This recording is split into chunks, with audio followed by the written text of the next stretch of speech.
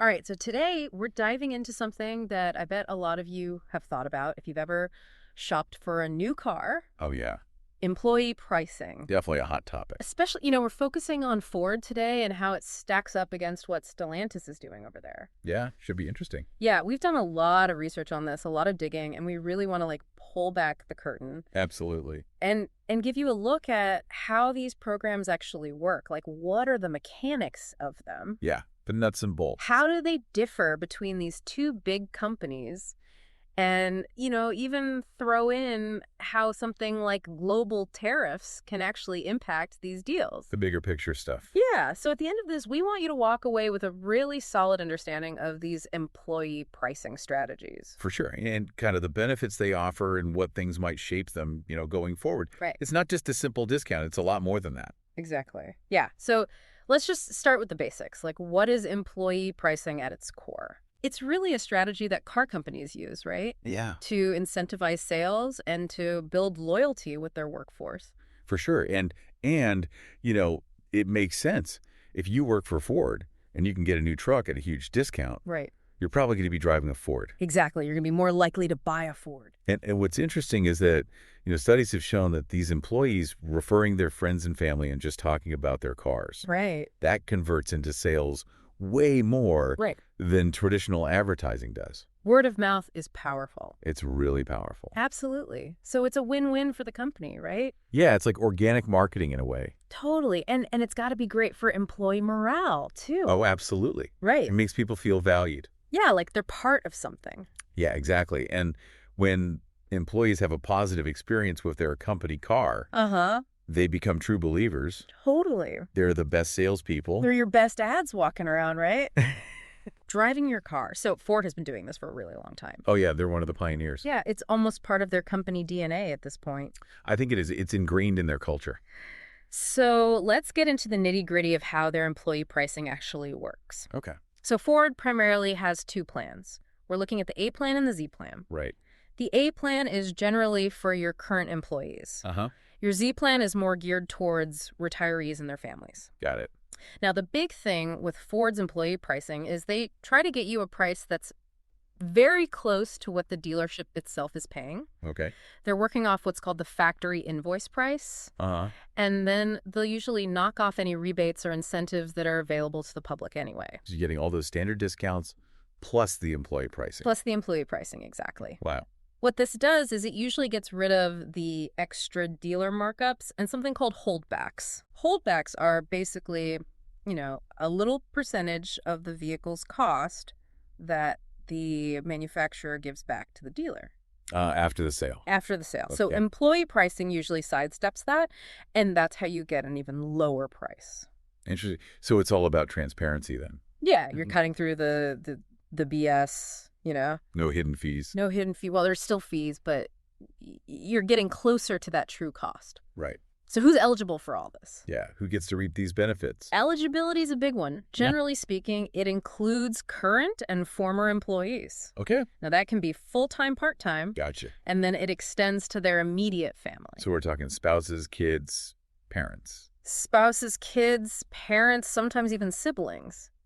Oh, wow. But there's almost always some fine print, right? Of course. Like how long you've worked there. Okay. Or if you're retired, how long you've been retired to qualify. Right. That makes sense. They want to make sure it's for people actually connected to the company. Right. It's not just your neighbor's cousin. Now, does this apply to any Ford or Lincoln vehicle that you might want? That's the question, isn't it? Yeah, for the most part, yes. But There's always a but. if there's a vehicle that's super in demand, Oh, okay. like a hot new model, Right. or maybe it's a limited production specialty vehicle, I see.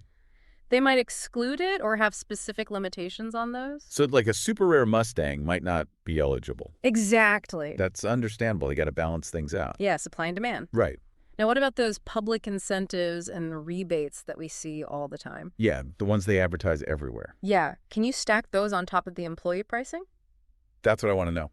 The answer is often you can. Often. That's the key word. Okay. You always got to read the fine print because some special offers might not be stackable.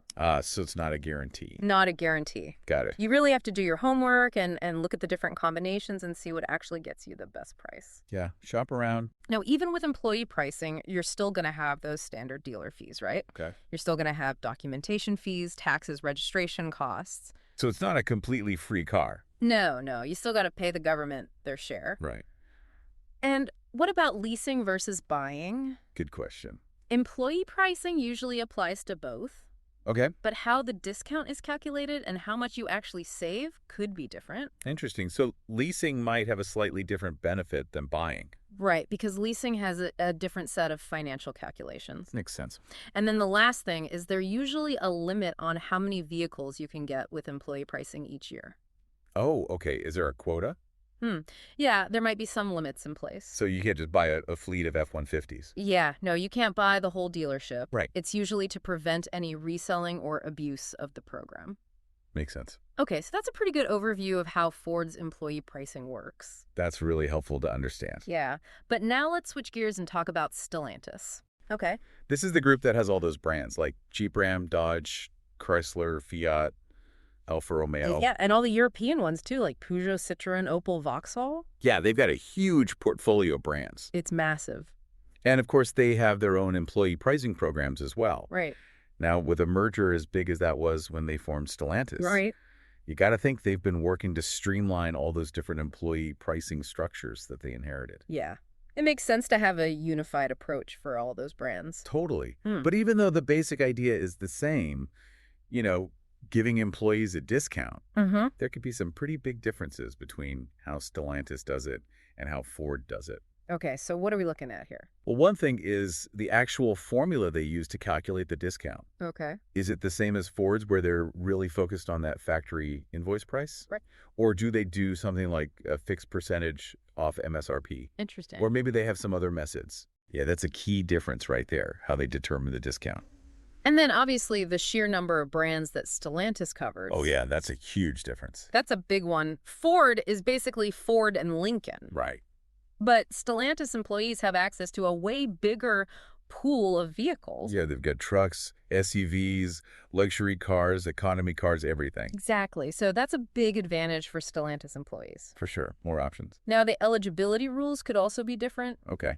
Do they define family members the same way as Ford? Uh-huh. Are the requirements for how long you've worked there similar across all the Stellantis brands? Yeah. Are there any quirks in the system? Yeah, we don't know for sure. So we got to do some more digging. And just like Ford, Stellantis probably has a list of vehicles that are excluded from the employee pricing. Okay. Those high-demand models or limited production runs. The hot ticket items? Yeah, exactly. So you're probably not going to get employee pricing on like a brand new Dodge Viper. Probably not. And then there's a question of stacking discounts. Right. Can you combine employee pricing with those public incentives?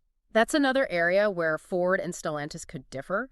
Ford often lets you do it, but Stellantis might have stricter rules. Interesting. Now, here's the important thing. The exact details of these programs are often kept pretty hush-hush. Okay. Companies consider them proprietary information, and they can change from one year to the next. So it's a moving target. It is. So if you work for Ford or Stellantis, the absolute best place to get the most up-to-date information is to check your internal company resources. So talk to HR. Talk to HR, go on the employee portal. Get it straight from the source. Exactly, because things change and you don't want to rely on outdated info. Right. Okay, so let's bring in another factor that can really complicate car pricing. Hit me with it. Tariffs. Oh, yeah. Those are a big deal. For anyone who needs a refresher, tariffs are essentially taxes on goods that are imported into a country. Right. So if a car is built overseas and shipped here, it's going to get hit with a tariff. Exactly. And those costs get passed along To the buyer, which can really affect the final price, even with employee discounts. Okay, so how do tariffs specifically impact employee pricing? Well, it's interesting because even if a Ford is built here in the U.S., it might still have parts that were made in other countries. Right, like engines or transmissions. Exactly. And if those parts get hit with tariffs, it increases the cost for Ford to build the car. So even domestic cars can be affected. Exactly. And then, of course, you have the Ford and Stellantis vehicles that are actually built outside the U.S. Right. Those are going to be directly subject to import tariffs.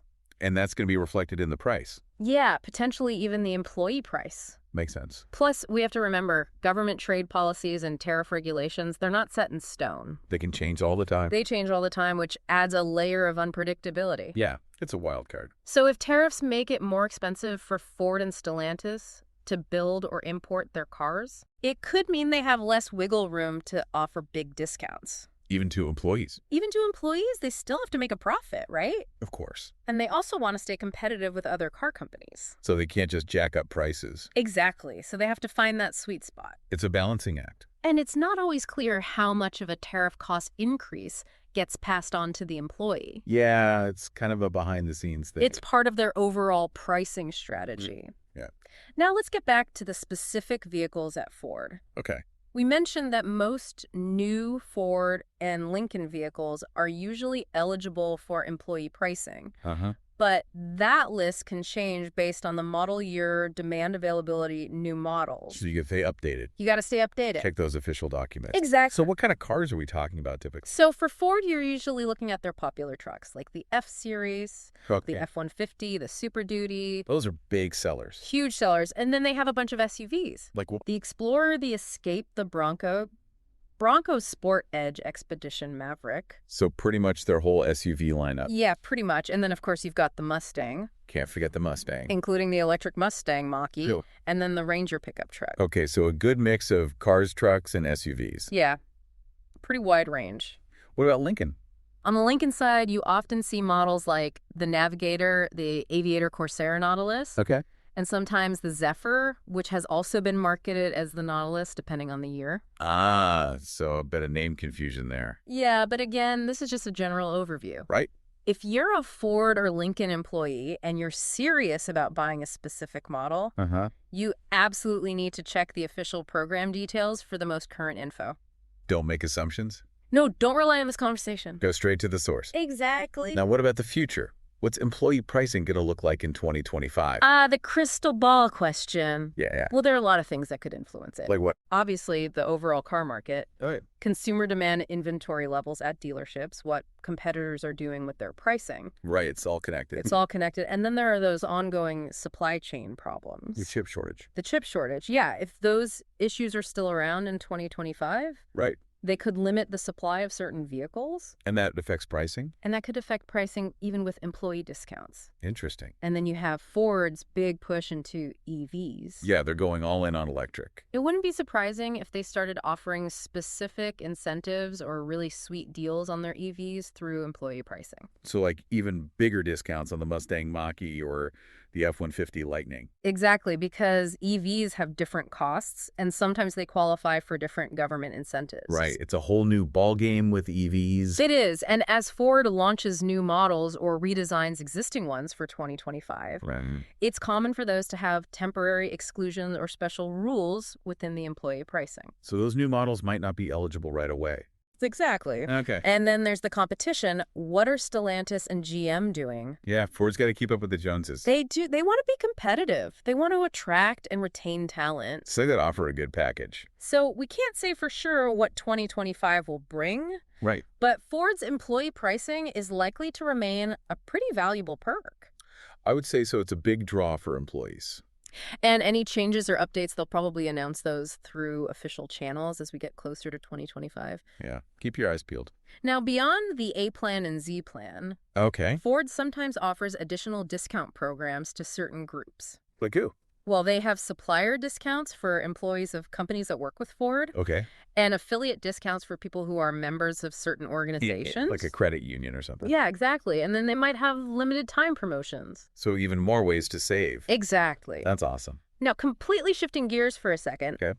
You know Bryan Cranston. Yeah, the actor. He's been working with VinFast. VinFast. They're a Vietnamese electric vehicle manufacturer. Interesting. He's been a brand ambassador for them doing ads and appearing at events. That's a pretty big name for an EV company. It is, and it's relevant because Ford and Stellantis are both heavily invested in EVs now. Right. They're both transitioning to electric. And the EV market is getting really competitive. Yeah, with new players like VinFast coming in. Exactly. So Ford and Stellantis, They got to step up their game. They do. They need to find ways to stand out. And attract buyers. So Bryan Cranston's involvement with VinFast, it shows how much the auto industry is changing. Yeah, new technologies, new players. And it makes you think, will VinFast use really aggressive employee pricing? Oh, interesting. To build excitement and get their employees driving their cars? Yeah, could be a smart strategy. It could be, and it raises the question for Ford and Stellantis. Right. How are they going to adapt their employee programs in this new EV era? Yeah, how do they stay competitive? So to wrap things up, we've covered a lot of ground today. We have a lot of info. We've gone deep into employee pricing at Ford. Uh-huh. We've looked at how it compares to Stellantis. Right. We've talked about tariffs, those tricky tariffs. We've discussed what might shape these programs in the future. On all the different ways to save. Exactly. And the big takeaway is that for eligible employees, employee pricing can be a huge opportunity to save money on a new car. It's a real benefit. It's a real benefit. So here's a final thought for everyone to ponder. Okay.